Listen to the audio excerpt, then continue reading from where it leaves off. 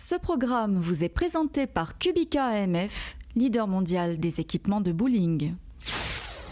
Mesdames et messieurs, le plaisir de vous saluer, de vous accueillir ici à Fontaine-le-Comte. On est à quelques kilomètres seulement de la cité et de la ville de Poitiers. Que dis-je, le bowling s'appelle La Sphère. Bruno Bidon est en place parce qu'on va poursuivre ce Kubica AMF Series. Bruno, ça va être un match là encore à décapant avec une jeune pousse française qui est extrêmement talentueuse. Et face à lui, eh bien, Pépi Consteri qu'on ne présente quasiment plus maintenant sur cette antenne.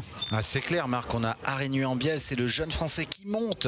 Et moi, je pense que Pépi Consteri, malgré son expérience, pourrait être un petit peu débordé. Donc on va assister, à mon avis, à un match très intéressant. Ah, j'adore quand vous nous plantez le décor comme ça, Bruno. Je m'en lèche les babines d'avance. Le public est prêt, les joueurs se préparent, l'arbitre, monsieur Philippe Sionville, est prêt.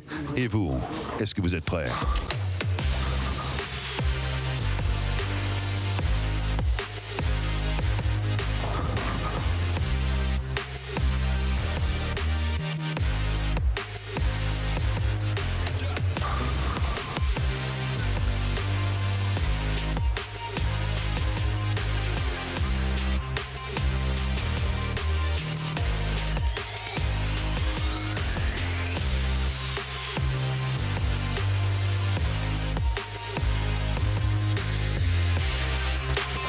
Avec un temps d'échauffement encore pour Pépi Consteri, la finlandaise. Et puis face à elle, évidemment, on retrouve avec plaisir le jeune français de 17 ans, Arénuy-en-Bielle, qu'on avait découvert il y a quelques émissions de cela. Et puis on l'a vu également du côté de la demi-finale du Bowling Promotion Tour Series des jeunes, c'est-à-dire des moins de 23 ans.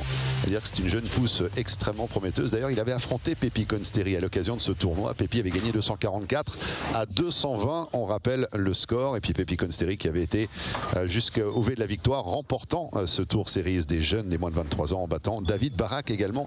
Donc ça fait plusieurs matchs où elle a pu battre eh bien, des joueurs de renom, des joueurs de qualité. Et je pense qu'elle va utiliser un petit peu tout ça. Bruno, vous allez confirmer ou infirmer mes dires pour aller le plus loin possible dans ce Kubica AMF Tour Series. Ah, c'est sûr, Marc. Alors, pour moi, elle a un avantage puisqu'elle connaît l'environnement, les pistes. Elle a vu l'évolution du village. Donc, elle est joueuse professionnelle, on vous le rappelle.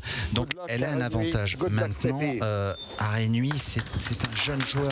Je vous dis qu'elle est dans longue. Il n'a rien à perdre. Donc, il a le costume d'outsider. Et vous savez, avec ce costume, tout est possible. Donc, ça va dépendre vraiment des quatre premières frames. Moi, je pense qu'au niveau mental, c'est là que ça va se jouer. S'il est capable un peu d'étouffer Pépi, il pourrait créer la sensation. En tout cas, il était extrêmement impressionnant pour son jeune âge en ce qui concerne sa faculté de s'imbiber et de profiter des expériences qu'il vit en fait.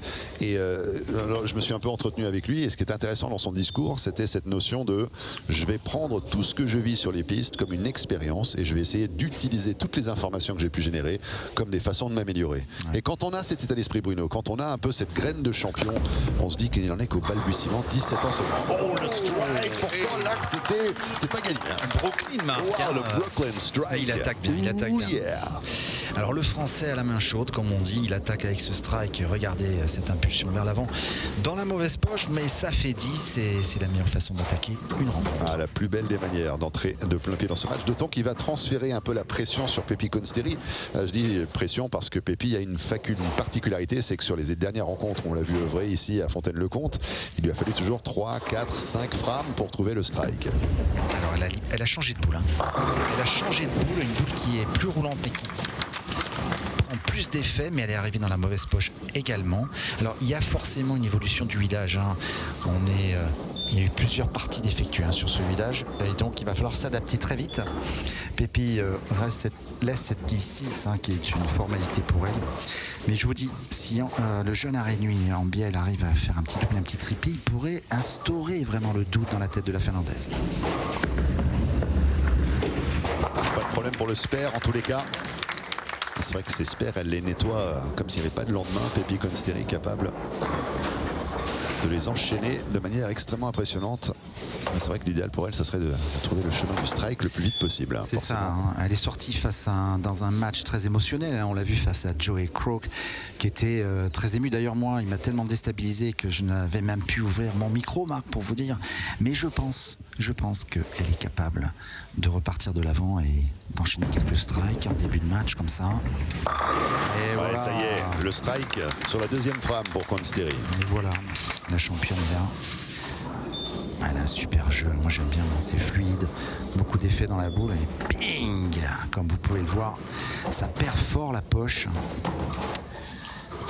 Et il va falloir que Régnier en bielle réponde tout de suite. Il a un peu le masque, ce début de rencontre, je trouve, mais ça c'est plutôt une qualité, non, d'être un petit peu illisible comme ça, on sait pas trop. On sait pas trop, mais bon, il est positif, ça se voit. Elle est partie un peu trop dans la zone huilée, la boule.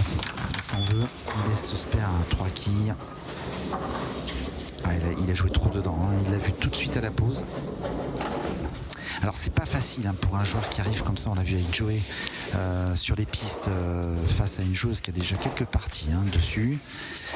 C'est forcément un désavantage, mais comme il a envie de gagner, il a envie de se mettre tout de suite dans le coup, il est capable de tout, mais ça aurait été mieux qu'il arrive à peut-être faire un petit doublé d'entrée. Il n'a pas fait, en plus il fait une open.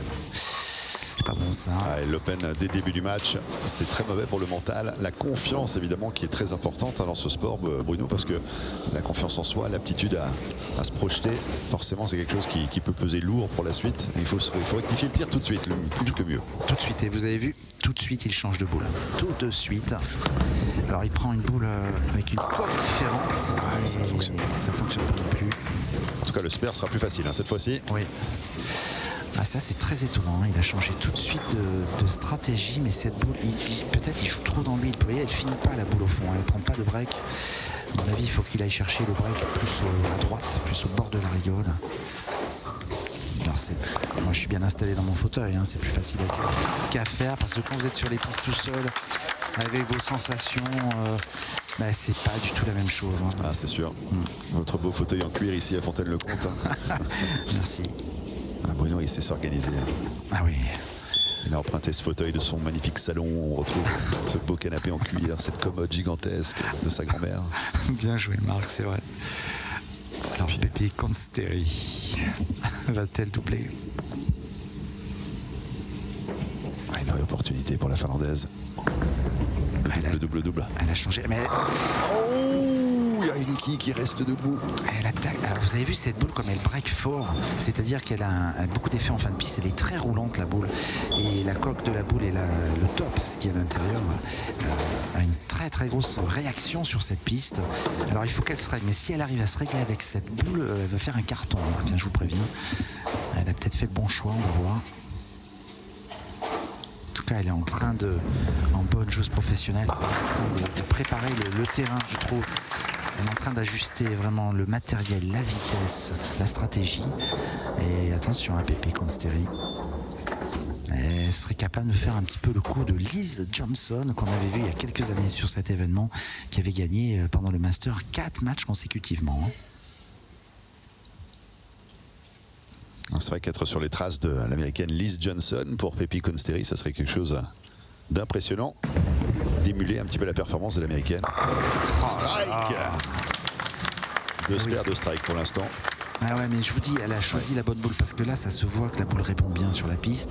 Et quand je vois un joueur à deux mains, alors regardez bien cette trajectoire, elle va plus haut au break, et vous voyez comme elle pique bien la boule, comme elle attaque la poche. C'est exactement ça qu'il faut faire. Et pour le moment, Régnier joue un petit peu trop dedans la piste, il joue dans la zone très huilée, et il a du mal à... Alors il faudrait qu'il aille chercher le break un peu plus au bord, ce qu'il a fait, mais là...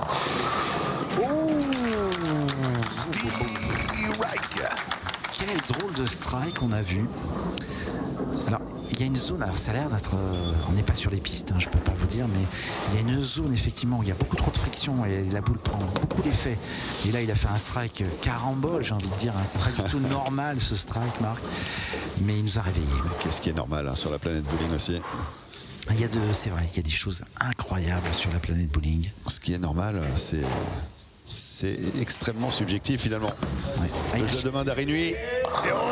Il y en a deux qui restent. Il est parti sur la poche encore de gauche. Il n'arrive pas à se régler, à se mettre dedans. On souffre un peu pour lui, parce qu'on l'avait vu lors d'une émission précédente. Il était très très bien calé. Il arrivait à enchaîner les strikes. Alors est-ce que c'est l'enjeu, peut-être, tout simplement? L'enjeu qui peut-être lui laisse une petite pression. Et il est moins détendu. Il joue en backup. Et au spare. Bon, le match n'est pas perdu, bien évidemment, mais face à Pepi, il vaut mieux enchaîner quelques strikes pour sécuriser le match. Et là, pour le moment, il a fait que 2 strikes, mais non consécutivement. Et ça, vous savez, à haut niveau, faut quand même enchaîner quelques strikes. Après, ce qu'on a appris également sur la psychologie de Pepi Consteri, c'est qu'elle est toujours capable de tirer profit des opportunités, des situations lorsque son adversaire est un petit peu plus fébrile. C'est là où elle fait très très mal. Elle est capable de piquer. Là où ça et fait d'enchaîner. mal. Ouais, c'est ça. Là où ça fait mal. Avec ce strike. 5e frame.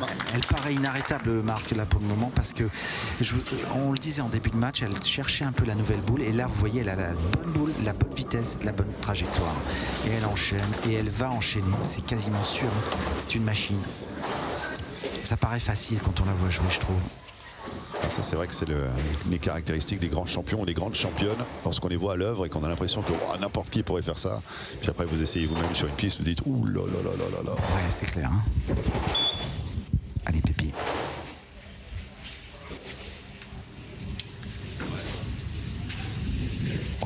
Allez, c'est parti pour la finlandaise. Oh bon. Oh là. Qu'est-ce qui s'est passé là? Mais que se passe-t-il? J'ai pas compris du tout ce qui s'est passé. Si on la revoit cette boule, ça serait intéressant au ralenti, parce que alors là même elle est surprise. Regardez, elle comprend pas. Elle comprend pas ce qui s'est passé. Même moi, j'ai pas très bien compris ce qui s'est passé. Alors moi j'ai une question pour vous au niveau de la physique élémentaire, mon cher Bruno. Parce qu'il y a 2 ans de cela, on a eu la chance d'avoir les spécialistes américaines, les meilleures joueuses du monde qui étaient avec nous. On en a parlé, Liz Johnson, Clara Guerrero, etc. Lindsay Bobershine et autres. Et ce qu'on voyait lorsque notamment Daniel McEwan libérait la boule, c'est qu'il y a un effet de balancier conséquent. C'est-à-dire que les Américaines laissent la main prendre pendant plusieurs secondes après la libération de la boule. Et ça, c'est une caractéristique qu'on ne retrouve pas chez les joueuses ou les joueurs européens. C'est vrai. Pourquoi? Alors ça, c'est-à-dire que ça, c'est de l'école américaine. Donc l'école américaine, il y a une stratégie. C'est le suivi, en fait, c'est ça. Voilà, c'est du suivi du mouvement. Exactement. Et en fait, c'est vrai que c'est pas très développé par les coachs en Europe. Ils ne l'utilisent pas. Mais ça n'empêche pas, si vous voulez, de mal jouer. Mais je pense que ça empêche, en tout cas, d'avoir une meilleure stratégie au niveau de la lecture de la piste. Parce qu'en fait, quand vous finissez votre geste... Oh là là, il est volé. Ah oui. Aïe, aïe, aïe. Il est volé. Arénuy. Ah ouais, il laisse la 8, là, il est volé. Et pour finir à développer votre question, c'est vraiment quelque chose qu'il faut essayer de mettre en place, par exemple, en Europe. Parce que c'est vrai, ils ne le font pas. Alors là, il n'a pas eu de chance, le Français. Franchement, c'est la 8 comme ça, pleine poche, la boule. Elle le perçait bien. Il l'obtient. Alors on parlait tranquillement, mais j'avais pas vu que Pepi avait fait une open. Et donc le Français n'est pas totalement exclu de ce match. Hein. S'il fait un petit strike, là, il va passer à 107 face à 114 plus 8, 122. Il est encore dedans. Hein. C'est pas fini ce match. Tout est encore possible, hein, c'est sûr. Et on arrive vers le money time, hein, les femmes qui comptent c'est le plus que les autres. Ah, superbe, il en avait besoin à ce moment du match. 7e femme pour le strike. Il l'a mis, le Français, c'est très très bien. Maintenant, il va falloir qu'il enchaîne. Il faut enchaîner. Quand vous commencez à mettre des strikes sur les finales step ladder, tout le monde le sait. Bonne pin action, bien joué Arénuy. Ah, il est là, hein, il est là. Il a un petit peu de mal, c'est sûr. Les pistes sont pas faciles apparemment, mais mentalement, il est bien. Alors, est-ce que Pepi va repartir en strike? Pepi va-t-elle repartir en strike, Marc? Ah, le strike. Merci, Marc. C'est ça, hein. C'est-à-dire qu'elle a vu que le Français repartait. Elle s'est dit, attends, mon petit gars, je vais pas te laisser aller trop loin. Comme ça, ouais, tu vas pas filer comme ça, hein, parce que c'est pas possible. On est presque au théâtre ici. C'est une vraie conversation entre les deux joueurs. C'est ça, c'est une conversation. Et regardez les stats, strike, 57% pour Pepi, 42% pour Arénuy. Donc avantage effectivement à la finlandaise, avantage également sur le tableau de score. Tout ça c'est logique, mais ça va se jouer là. Il y a tous les ingrédients finalement dans le bowling. Il y a de la tragédie, de la dramaturgie, il y a de l'amour, de l'affection. Il y a toutes ces sensoriellement, il y a plein de choses, Bruno. Il y a peut-être même un style. Non, là, malheureusement la boule a piqué. Elle a du mal, hein, sur la piste 5. Elle avait bien joué la boule. Hein. Elle avait bien joué, mais il y a un problème hein, sur la 5. On dirait qu'il y a une zone qui est un peu incontrôlable, j'ai l'impression. Oui, c'est intéressant l'évolution des pistes aussi, parce qu'il y a quelques émissions de cela, on disait oui, forcément jouer sur la 5, ça donne un avantage de taille par rapport à la joueuse qui joue sur la 6. Et là, on constate que c'est plus le cas. C'est plus le cas. Il faut faire le spare, hein, c'est important. Ouais. Sécurisé, verrouillé. Frame numéro 8. Alors le match est très très ouvert maintenant hein, parce qu'il reste 3 frames pour le français, 2 pour la finlandaise. Il n'y a pas de, on va dire, de joueurs qui se détachent, on va dire, au niveau du score tout de suite là. Et donc si, je dis bien si, hein, Rénu arrive à striker là, attention, ça peut le permettre de tripler. Il a une vraie option là, une véritable option. Et il faut qu'il la saisisse parce qu'il n'en aura pas deux. Il faut le mettre. Il faut le mettre. Il n'y aura pas de strike. Il n'y aura pas de strike sur la 6. C'est vrai que le problème, quand on arrive sur ces frames crunch, c'est-à-dire des frames qui sont extrêmement importantes, quand on ne réussit pas ce qu'on doit entreprendre sur ces frames-là, c'est compliqué. C'est compliqué.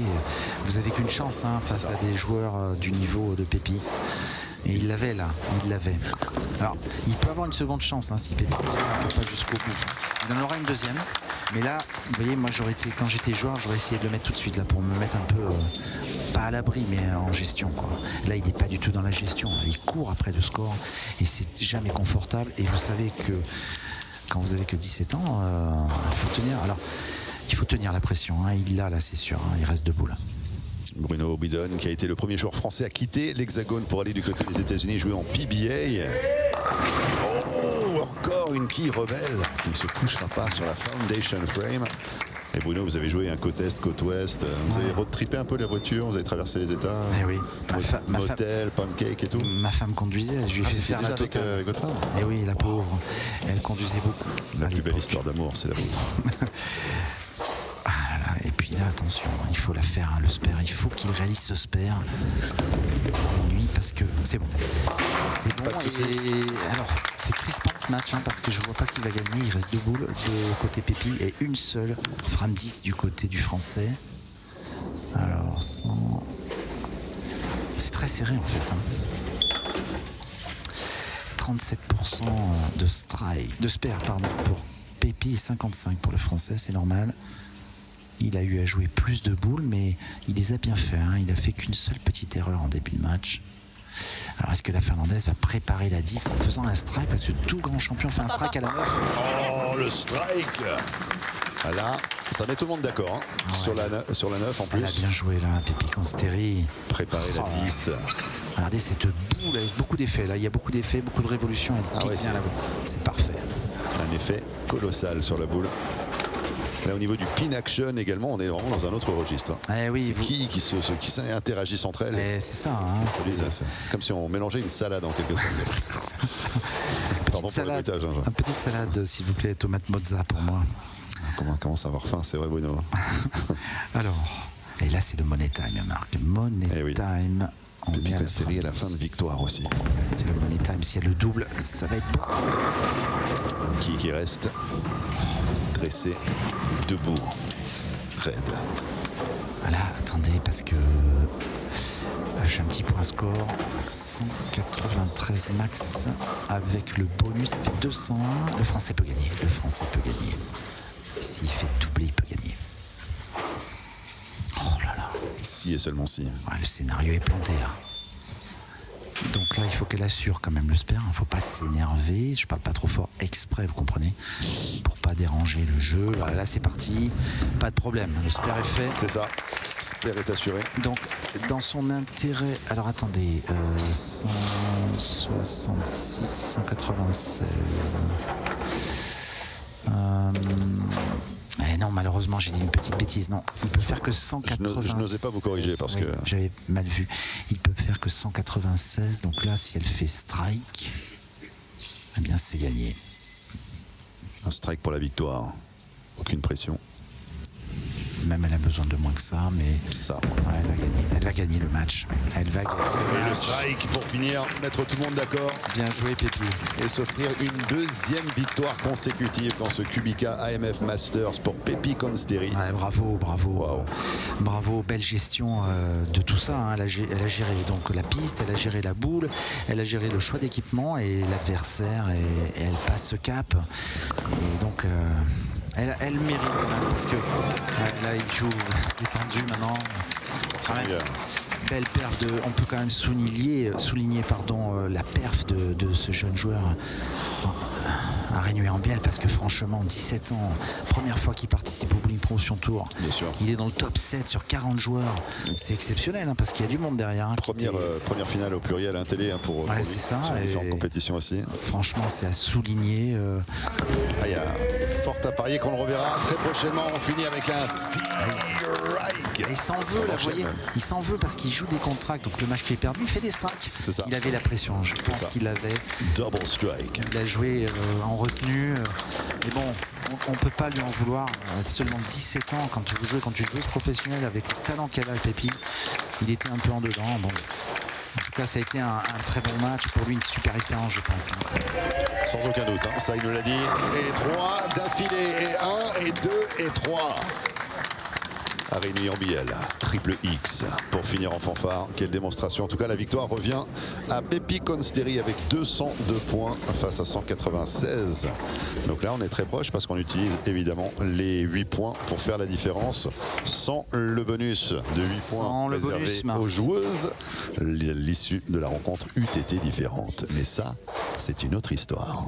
Allez, on part aux statistiques. Donc, vous l'avez vu à l'instant, Pepi Consteri a dominé ce match.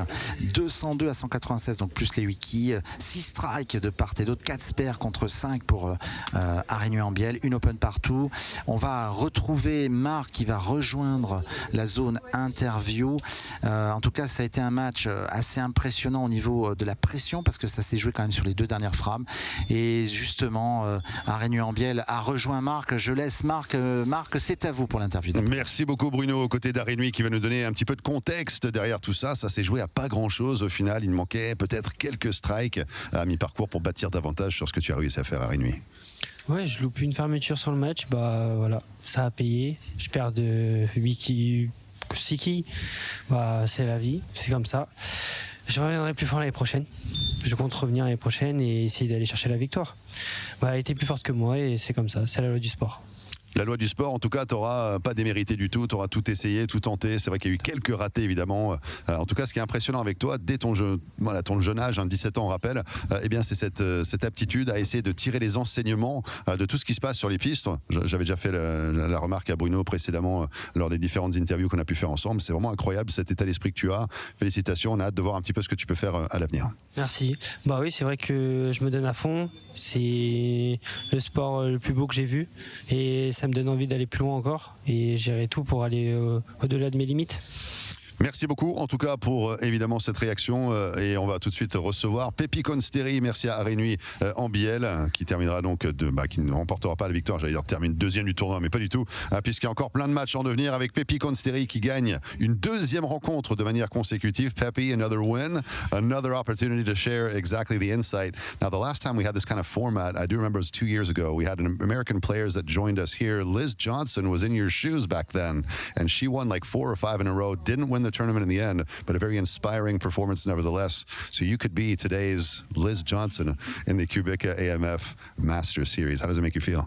I mean, that would be amazing. Obviously, it's not easy to go from the bottom seeded, but in a way, I get the advantage that I know the lanes. I don't have to just jump on there, but trying to keep it cool, yeah.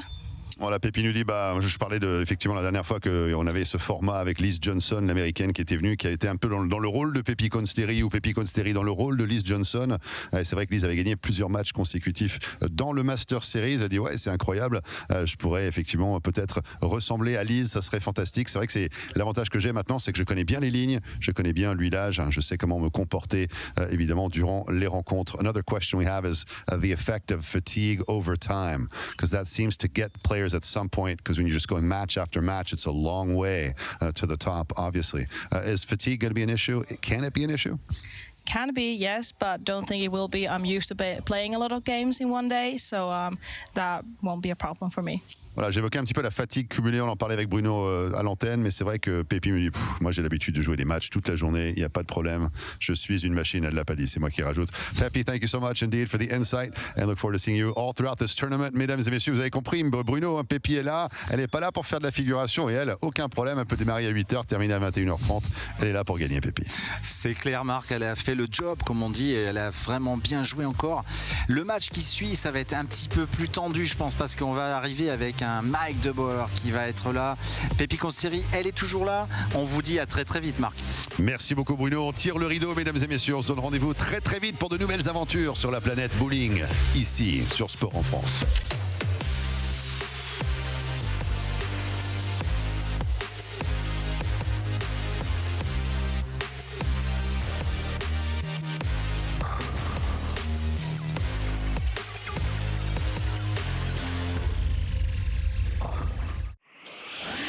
Ce programme vous a été présenté par Kubica AMF, leader mondial des équipements de bowling.